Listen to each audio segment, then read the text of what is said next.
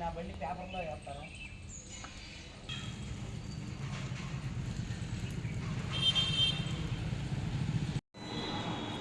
అందరికీ నమస్కారం.